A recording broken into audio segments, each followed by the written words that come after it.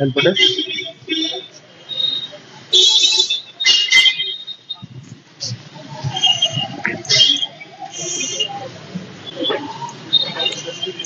अच्छा, ये help desk है या इसी में जन सुनवाई वाला दोनों एक साथ है? महिला हेल्प डेस्क का ये सर बन रहा है। अच्छा, अभी ये बन रहा है। हेल्प डेस्क कौन देखता है बेटा? इधर है, कहाँ है रजिस्टर, कहाँ है? खोलो, लेटेस्ट दिखाओ बेटा, लास्ट पेज।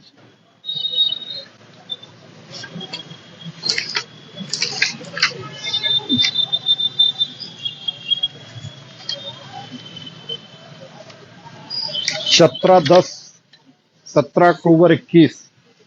इसके बाद कोई आया ही नहीं एप्लीकेशन। ऐसा कैसे हो सकता है? 16/12/21 के बाद 17/10/21 आता है, 17/12/21 आता है। वेद देखो। ये 12 है, 2 लिखे हो। ऐसे 2 लिखा जाता है जो जीरो जैसा हो। कौन लिखा है इसको? आपने लिखा। इसको सही करो, इसको कोई भी 10 ही पढ़ेगा। सही करके लिखो। अच्छा, दूसरे एक पेज में आप इसको 2-2 क्यों लिख रहे हो? वेद, क्या पेज की कमी है हम लोगों के पास इसमें? एक पेज पर आपको एक लिखना है, जिससे जब भी आप फीडबैक लिख सकें, शिकायतकर्ता से फीडबैक लेने के बाद लिखना हो तो पूरा पेज खाली रहे आपका। जरूरत पड़ने पर हो सकता है कि आपको 3 बार तो मिनिमम फीडबैक ही रखिए। 3 बार, एक बार संतुष्ट मान लीजिए बता दिया, 15 दिन बाद फिर पूछे, फिर अगले 15 दिन बाद पूछे। आप इस प्रकार से उसको 45 डेज तक फीडबैक रखेंगे। उसके अलावा मान लो यह भी हो सकता है कि शिकायतकर्ता जो निस्तारण किया गया है शिकायत का, उससे संतुष्ट ना हो। ये भी हो सकता है ना। इसलिए भी रहता है कि इन केस अगर शिकायतकर्ता संतुष्ट नहीं है तो तुरंत किसके संज्ञान में लाओगे आप? किसके संज्ञान में आएगा फिर? प्रभारी के, प्रभारी निरीक्षक के। वो शिकायत दूसरे को देंगे, इसके प्रार्थना पत्र को दूसरे को देंगे, दूसरे उप निरीक्षक या जिसको भी दिया। और फिर जब शिकायत निपट करके आई तो अंतिम निस्तारण तक यही प्रक्रिया दोहराई जाएगी। इसलिए एक पेज में केवल एक लिखना है। ये एकदम याद रहे, क्लियर रहे। ये मैं हर बार कह चुका हूं ये। और देखो, ये ऐसे ही होना चाहिए। ठीक, इस पेज पे पूरा एक रहे। अब इसमें फीडबैक कहाँ लिया है ये बताओ मुझे, कहाँ है ये? तो यहां आपने लिखा कि इस पे लिखना चाहिए फीडबैक तिथि ये हुआ, आज दिनांक को इतना ही नहीं। यहां तो आपने शिकायतकर्ता के नाम पता में लिख दिया। यहां पर आपको लिखना चाहिए, पेन लाइए, ये क्या होना चाहिए हेडिंग यहां पे? फीडबैक 1, फीडबैक 1 या फीडबैक फर्स्ट। आपने फीडबैक फर्स्ट लिया, कितनी तारीख को लिया? 18/12/2021 को। 18/12 को लिया है, आज ही लिया है। हाँ, आज 18 है, 19 है, 19 तारीख, सॉरी। तो आपने ये कर दीजिए, फीडबैक फर्स्ट 18/12/2021। अब इसके बाद 15 दिन बाद दोबारा, जिसे उसने बताया कि वो संतुष्ट है, रह रहे हैं, अलग रह रहे हैं या संतुष्ट है, कोई दिक्कत नहीं है। 15 दिन बाद आपने फिर लिया, फीडबैक सेकंड हो गया, फीडबैक थर्ड हो गया। अगर वो संतुष्ट नहीं है तो ये फीडबैक चलता रहेगा, आपके पास ये पेज खाली है, पड़ा रहेगा। संतुष्टि तक फॉलो अप होना है। और अगर संतुष्ट हो गए तो भी मिनिमम 3 बार फीडबैक लिया जाना है, 15-15 दिन के अंतराल पे। ठीक, ये चीज फॉलो करना है बेटा। शिफ्ट वाइज लग रही है ड्यूटी। एक शिफ्ट में कितने लोग हैं? एक शिफ्ट में 2 लोग हो, इसमें कोई दिक्कत नहीं है। आप क्या देखते हो बेटा? जन सुनवाई वाला है। हाँ, रजिस्टर, अच्छा ओके, सामान्य रजिस्टर जो हमारे मेंटेन हो रहे हैं उनका है। ये चुनाव रजिस्टर आप मेंटेन कर रहे हो? अच्छा, कितने चुनाव सेंटर्स हैं वेद? 21। इनसे अब इनको जानना चाहिए। वेद बताओ, 21 हैं? ये मतदान केंद्र हैं। और मतदेय स्थल कितने हैं? 14-10-24। पक्का? कुछ कंफ्यूजन है? तुम बताओ। मतदान केंद्र 21 हैं, मतदेय स्थल 24 हैं, ये सही है? मतदेय स्थल समझ रहे हो? सेंटर दस। पोलिंग सेंटर हो गया मतदान केंद्र आपका, और मतदेय स्थल हो गया पोलिंग बूथ। हाँ तो वही अभी तो हम एक कई आपके एक सेंटर पर अगर 5 बूथ है, किसी सेंटर पे 6 बूथ है, किसी सेंटर पे 2 बूथ है, और रेयरेस्ट ऑफ रेयर होगा जिसमें 1 बूथ होगा, तो ये कैसे हो सकता है कि 19 सेंटर पे 21 बूथ हो? दोनों लोग कंफ्यूज हो। 21 तो है सर, क्योंकि 11 है सर केवल 21 बूथ है। रोहनिया का और 10 है चितईपुर कट गया है सर। आपके पास केवल 21 बूथ हैं, 11 रोहनिया के, 10 कैंडिडेट है। सेंटर या बूथ? सेंटर हाँ, सेंटर। बूथ कितने हैं? बूथ में बूथ नहीं आइडिया ना, तो इसको मैं कह रहा हूं बूथ पर भी ध्यान दें, क्योंकि बूथ का मतलब हो गया कि हर बूथ की अलग अलग लाइन लगती है, और आपका बूथ किसी न किसी गांव या मजरे को या मोहल्ले को इंगित करेगा, तो उसी आधार पर आपकी निरोधात्मक कार्रवाई होनी है। चुनाव को लेकर के निरोधात्मक कार्रवाई शुरू कर दीजिए।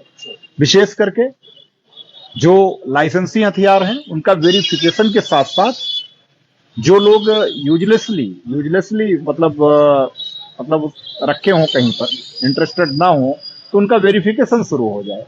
बहुत सारे हथियार बाहर भी होंगे, ऐसा नहीं है कि यहीं पर हों, बाहर रह रहे हैं, तो उनका वेरिफिकेशन, समय से जमा करने की कार्रवाई, और एनबीडब्ल्यू का तामीला। ठीक, ये 2 प्रक्रिया आपको बिल्कुल अभी से गति देनी है। और निरोधात्मक कार्रवाई भी आप पिछले चुनाव और इस चुनाव के बीच में भी जो चुनाव हुए हैं उनमें भी जो लोग किसी भी रूप में कभी भी फिजिकल वायलेशन में लगे रहे हैं, मान लीजिए किसी के खिलाफ एनसीआर बॉडी ऑफेंस की दर्ज है, एफआईआर दर्ज है, तो आपको क्या करना है? उन सबको निरोधात्मक कार्रवाई के दायरे में ला देना है। 107, 116 की कार्रवाई कब मानी जाएगी? जब 117 में बदल जाएगा। 117 की कार्रवाई अगर आपने कर ली है सीआरपीसी की, तभी आप उनका 122 के तहत जब्तीकरण की कार्रवाई ठीक उसी प्रकार करा सकेंगे जैसे गैंगस्टर अधिनियम में आप जब्तीकरण की कार्रवाई कराते हैं 14(1) में। एचएस की क्या स्थिति है? कितने हिस्ट्री सीटर्स हैं अपने? 59। कितना? अच्छा, रजिस्टर, मेन रजिस्टर्स जो मैं बता रहा हूं उनको वहां लेके आना है आपको। कौन है मुंशी? कौन है? आइए, इधर हैं, आइए ऑफिस में आइए। अच्छा, ये ऑफिस है अपनी। रजिस्टर बेटा निकालो, फ्लाई सीट, ठीक है? एचएस की फ्लाई सीट समझ रहे हो ना? फ्लाई सीट निकाल लो, त्योहार रजिस्टर निकाल लो, गुंडा रजिस्टर, ठीक, और उसके बाद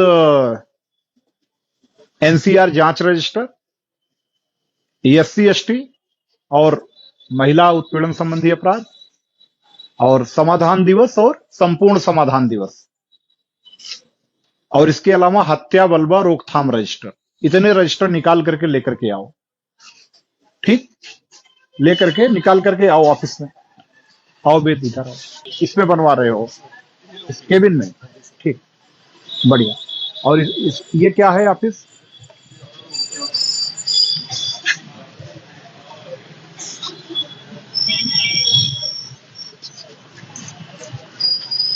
कब तक बन के तैयार हो जाएगा? महिला हेल्थ से नीचे फर्स्ट फ्लोर पर बनवाना है और लाइटिंग करवाना है। दिवसाधिकारी कौन है? Day officer? एक तो दिवसाधिकारी और एक रात्रि अधिकारी होते हैं ना, 12-12 घंटे की शिफ्ट वाले। इधर आइए। आप ही हो दिवसाधिकारी? आप ही हो? अच्छा, आप दिवसाधिकारी के रूप में देखो, पहले भी यहाँ पर एक बार कंप्लेन मिल चुकी थी, वेद आपके आने के पहले की स्थिति है, मालूम होगा, जो बाद में देहात क्षेत्र में कि कोई व्यक्ति ने शिकायत की थी कि यहाँ आया और उसकी उस समय गुमशुदगी नहीं लिखी गई थी, बाद में जो इंसिडेंट हुआ था देहात क्षेत्र में। तो जो भी दिवसाधिकारी रहे, रात्रि अधिकारी रहे, आप परफेक्ट जिम्मेदार होंगे। कोई भी शिकायत करता आया तो वो हर हाल में अटेंड किया जाना चाहिए। इंश्योर करिए, अगर वो एफआईआर के लिए आया है तो भी आप तुरंत एफआईआर दर्ज करिए। आवश्यक जहां भय समझ रहे हैं आप, इमीडिएट अपने, अगर यहीं पर उपस्थित हैं प्रभारी, उनसे बताइए, नहीं उपस्थित हैं फोन से बताइए, या जहां भी आवश्यकता है, जो भी हमारी सेट प्रैक्टिस है बताने की, बताइए। लेकिन हमारी प्रैक्टिस के कारण ये स्थिति कतई ना हो कि वो अनअटेंडेड हो। बात समझ रहे हो ना? अनअटेंडेड नहीं होना चाहिए। उसका जो भी ग्रीवांस है तत्काल देखा जाए, ये निश्चित करना है। रजिस्टर मंगा लो वेद, आते हैं।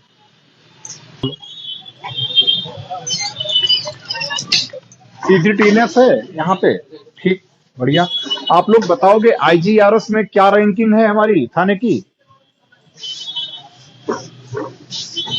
इस समय? निकाला है, देखा है? अच्छा, तो जो भी लंबित है थाना स्तर पे भी इनको समयबद्ध तरीके से सबका और गुणवत्तापूर्ण निस्तारण हो जाए, किसी भी रूप में कोई भी डिफॉल्ट में न जाए, और किसी भी रूप में ऐसी स्थिति ना हो कि कोई असंतोष की ही परिभाषा में आऊं, जो हो निस्तारण होता जाए। विवेचनाओं के निस्तारण में क्या स्थिति है? योजनाएं तो बहुत कम हो गई सर, और मेरे ख्याल से 203 पे है अभी। कल का आंकड़ा 200। रैंकिंग क्या है विवेचनाओं के? आप निकाल करके प्रिंट आउट लेकर के आइए, देखें कि क्या है कि पूरा ओवरऑल कितनी टेंडेंसी में दुरुस्त है काफी। तो वेद ये आपने इधर मेहनत कराई? क्योंकि मैं पिछली बार आया था तो साफ सफाई की स्थिति अच्छी नहीं थी, तो साफ सफाई तो काफी बढ़िया दिख रही है। ये कच्छ तो था, लेकिन मुझे लगता है कि ये, हाँ, इस तरीके से नहीं था, तो इसके लिए साफ सफाई की व्यवस्था अच्छी रखवाने के लिए इनको अपनी तरफ से पीआरओ साहब इनाम भी हमारी तरफ से वेद प्रकाश जी के लिए लिखिएगा। इसमें अच्छी व्यवस्था है, साफ सफाई के लेवल मेंटेन रहे, ये चीज इंश्योर करना है। हमारी गाड़ी से पेन उठा लाना, पेन नहीं होगा। हाँ,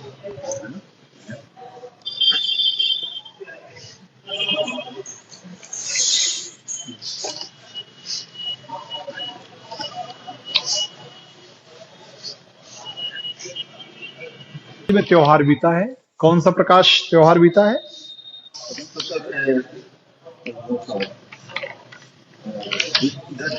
देव दीपावली।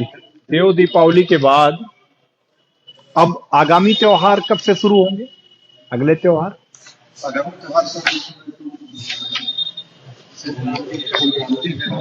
मकर संक्रांति, पूजा है, खरमास के बाद शुरू होंगे त्योहार। त्योहार रजिस्टर अप टू डेट है? ठीक है, ठीक है, कलम ले लीजिए। आपके यहाँ संत रविदास जयंती, ये भी काफी महत्वपूर्ण फेस्टिवल के रूप में होता है। मेरी समझ से मुख्य मंदिर आपके ही थाना क्षेत्र में है, और पीछे लिखा भी है, विस्तार से लिखा भी हुआ है।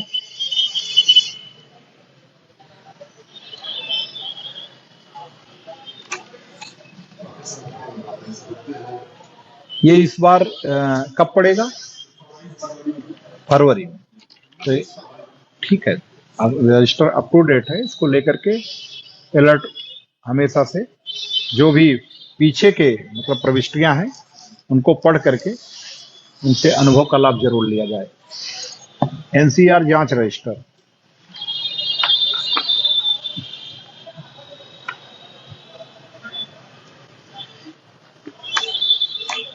ज्यादातर में 107, 116 की कार्रवाई दिख रही है पीछे, हालांकि बाद में अब इधर 151 की कार्रवाई शुरू हुई है।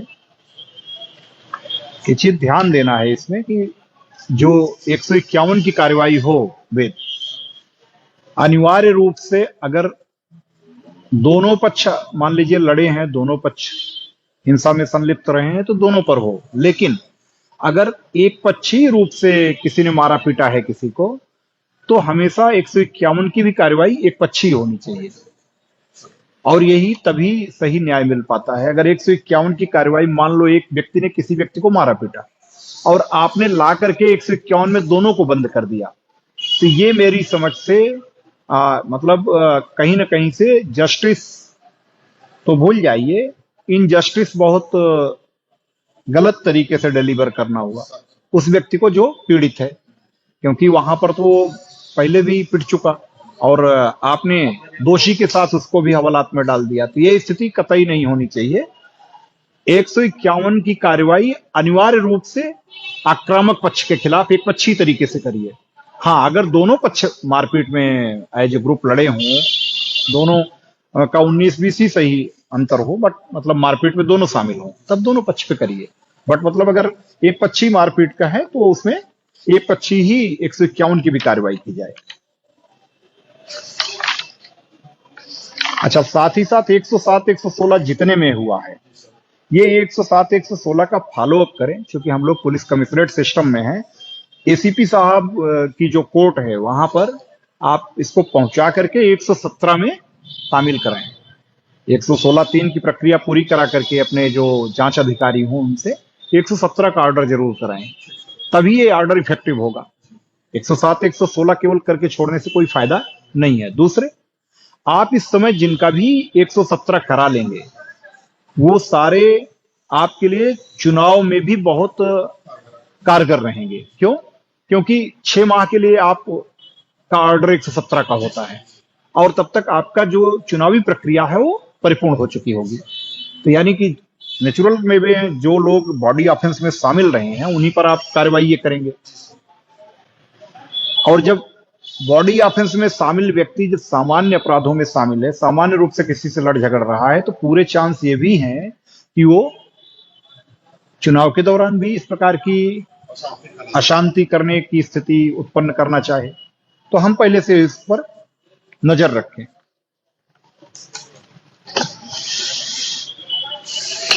महिला उत्पीड़न, इसमें कोई पेंडिंग केस है इस समय वर्तमान में? कोई भी सीरियस ऑफेंस का पेंडिंग केस है? ठीक है, ये सर्वोच्च प्राथमिकता पे है शासन की, डीजीपी साहब की, और इसमें किसी भी रूप में महिलाओं से संबंधित जो भी अपराध कहीं भी कारित है तो समय से उन सब में समयबद्ध तरीके से चार्जशीट हो, गिरफ्तारी की कार्रवाई हो, सब पूरी कर लें। गुंडा रजिस्टर, एसएसआई साहब, कितने प्रकार के गुंडे होते हैं? कितने प्रकार के गुंडे सूचीबद्ध किए गए हैं? आपको है जानकारी? नहीं है? वेद आप बताओ। इसका मतलब आपने भी पढ़ा नहीं है पूरा। 4 प्रकार के ही गुंडे होते हैं। कितने? कौन कौन? राजनैतिक, सांप्रदायिक, छात्र और आपराधिक। कितने? 4 प्रकार के, जिनमें से राजनैतिक स्पष्ट है, छात्र भी स्पष्ट है जो स्टूडेंट्स से रिलेटेड है, सांप्रदायिक भी स्पष्ट है जहां पर कम्युनल हार्मोनी प्रभावित हुई हो। इन तीनों के अलावा जो लोग गुंडा की कैटेगरी में आते हैं उनको किसमें डाला जाता है? आपराधिक में। ये एकदम से याद रहना चाहिए। और जितने लोग आपके इन चारों प्रकार की गुंडा की कैटेगरी में हैं उनको आप अनिवार्य रूप से मॉनिटर करते रहें कि वो हमेशा एट ए टाइम आपके 117 में पाबंद रहें और भारी पे मुचलके में पाबंद रहें, ताकि अगर किसी भी प्रकार का न्यूसेंस को क्रिएट करना चाहें तो आप उनकी जब्तीकरण की कार्रवाई 122 सीआरपीसी में करा सके। अब कमिश्नरेट में आपको ये अतिरिक्त लाभ है कि आप जिन पर प्रभावी कार्रवाई करेंगे उसमें कोई डिले होने के चांस नहीं है। तो ये चीज आप इसमें करा लीजिए। इसका अध्ययन करके चुनाव के पहले यह भी पूरी तरह अपडेट हो जाना चाहिए। इसको मैं 1 सप्ताह बाद पुनः निरीक्षण करूंगा आपके थाने का। अभी मैं इसीलिए अभी सरसरी तरीके से बाकी चीजों को कर रहा हूं। हत्या बलवा रोकथाम रजिस्टर, इस रजिस्टर में भी मैं यही चाहूंगा कि जितने भी इस प्रकार के एलिमेंट्स हैं जो गंभीर शारीरिक अपराधों में संलिप्त रहे हैं, हत्या बलवा रोकथाम रजिस्टर में जो भी इंगित हैं, इन सब पर भी प्रभावी निरोधात्मक कार्रवाई समय से कर ली जाए और वो कागजी खाना पूर्ति की ना हो। 107-16 हो तो 117 तक पहुंचे। इसके अलावा गुंडा, मिनी गुंडा 109-10 110 जी, और अगर उनके कई बार अपराध का रिपीटेंस हुआ हो तो आप उसमें एचएस खोलिए उनकी। इसी प्रकार से कई अपराध की स्थिति में ही आप गैंगस्टर की भी कार्रवाई करिए। इसमें भी किसी प्रकार से कोई ढिलाई नहीं करनी है।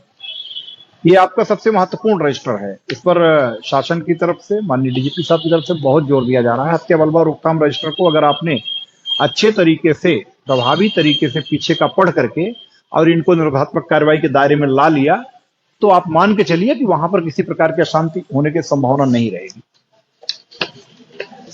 समाधान दिवस रजिस्टर, कोई इधर के पीछे के कोई मामले पेंडिंग तो नहीं है? एक केवल है पीछे का, ठीक है। तो उनसे बात करके जो भी कंसर्निंग राजस्व निरीक्षक हों या जो इसमें लेखपाल जुड़े हुए हैं, टीम के साथ भेज करके निपटा दीजिए समय से। किसी भी रूप में समाधान दिवस का या संपूर्ण समाधान दिवस का समयबद्ध तरीके से निस्तारण हो जाना चाहिए, पेंडिंग नहीं रहना चाहिए। संपूर्ण समाधान दिवस का कोई लंबित है?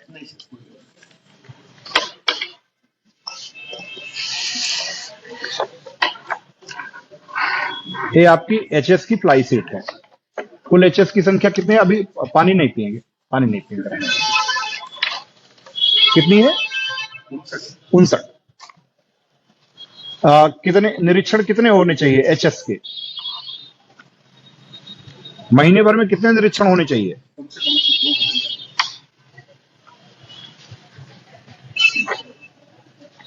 दो होने चाहिए।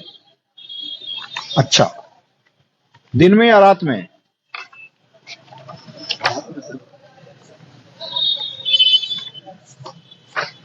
दिन में भी, एक दिन में और एक रात में, इसलिए दोनों कॉलम रहता है ताकि आप दोनों स्थितियों को देख सकें। पीछे के सारे हो गए हैं? देखो बहुत सारे ऐसे हैं जो एचएस, देखो अब ये देखो 65 ये मैंने खोला है जायके के लिए, कल्लू यादव और फनिल यादव, कोई निरीक्षण नहीं हुआ है, ठीक है ना, ब्लैंक है। ऐसी स्थिति नहीं होनी चाहिए।